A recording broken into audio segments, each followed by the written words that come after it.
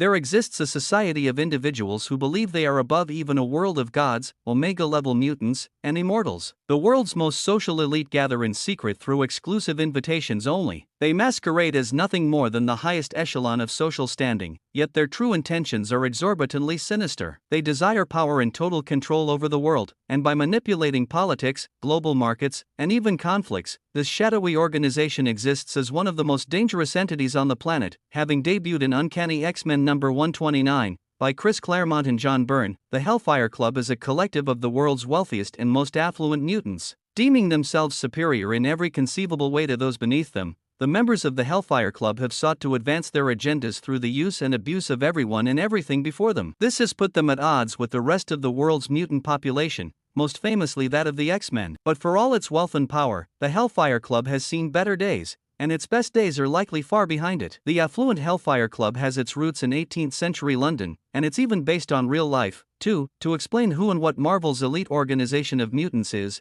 it is necessary to briefly explain what the real-life Hellfire Clubs were. In the mid-18th century, it was fashionable and popular throughout London, England to have exclusive clubs, or gentlemen's clubs, where members could meet and partake in whatever leisurely pursuits they desired. Parallel to this was the fashionable trend of blasphemy, where patrons of various circles would partake in mock sessions of messe noire. While this trend was never intended to actually do away with organized religion in England, the clubs where such acts were committed became known as Hellfire Clubs. The blasphemous activities included eating Holy Ghost pie, devil's loin, and breast of Venus. Terrifying, truly. The most famous of these Hellfire Clubs was created in 1718 by Philip Wharton, the first Duke of Wharton. In the Marvel Universe, the Hellfire Club has similar origins. The first chapter can be traced back to the mid-18th century when it was simply an exclusive gentlemen's club. The organization would pass membership to the descendants of its original members. Over the years, as the world changed all around it, the desires of the Hellfire Club began to change. As the mutant elites operating within it began to acknowledge their own socio-political power,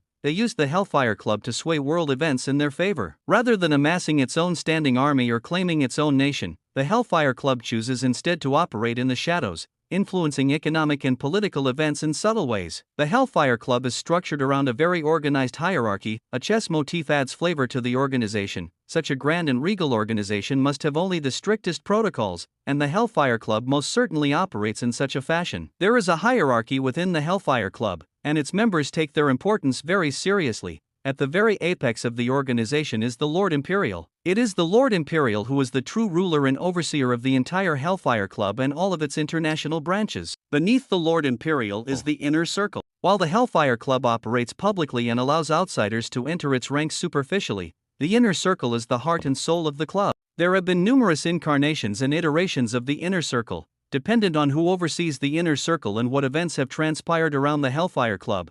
The Hellfire Club's themes and motifs are based on those of a chessboard. There are both black and white designated members, with each color having an array of pieces to its name. In staying true to the theme of chess, the highest-ranking members, save for the Lord Imperial, are the kings and queens. Beneath them are the bishops and rooks and various guards. Beneath these members are the many different staff members and associates and the armed soldiers that enact the Hellfire Club's commands. While the original Hellfire Club is disbanded, new offshoots have arisen. But this doesn't mean it won't make a return. The original Hellfire Club saw roughly 14 different incarnations of its Inner Circle rise and fall over the years. As each member often cared only for their fortune and success, backstabbing and double-crossing became rampant. The Hellfire Club, at times, was as much an enemy to itself as it was to the rest of the world. There have also been various offshoots by the Hellfire Club throughout the world. Emma Frost opened the Massachusetts Academy, an institution that rivaled Charles Xavier's School for Gifted Youngsters. The Massachusetts Academy was in league with the Hellfire Club and actively recruited and trained mutants to serve in Emma Frost's group. Known as the Hellions, the Hellfire Academy, founded by Cade Kilgore, operated as the dark counterpart to the Jean Grey School for Higher Learning. True to the original spirit of the Hellfire Club,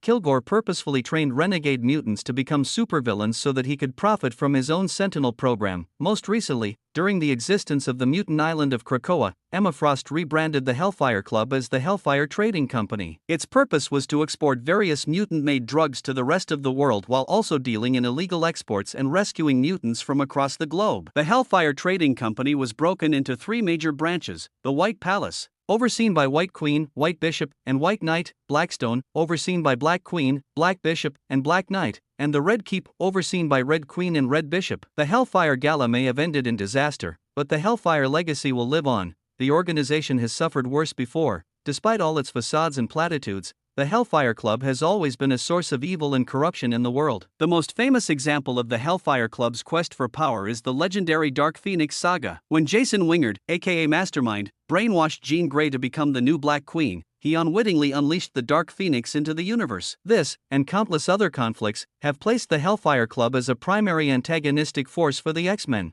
While manipulating world events for devious purposes will attract any superhero's attention, the fact that the Hellfire Club is inundated with mutants makes them especially dangerous for the X-Men. What makes the Hellfire Club so unique as a supervillain organization is its outside appearance, celebrated status as the collective of the world's social elite, and how it's tenuously allied itself with the X-Men over the years. Hydra, the Serpent Society, and the Masters of Evil will never be viewed as anything but forces of evil. But the Hellfire Club was different. With the recent Hellfire Galas taking the world by storm, acting as a veritable who's who of everybody who was anybody, all steeped in the highest of fashion, the Hellfire Club has evolved yet again in its centuries-long existence. But with the fall of Krakoa sending the mutant populace into uncharted territory, it remains to be seen where the Hellfire Club will go from here.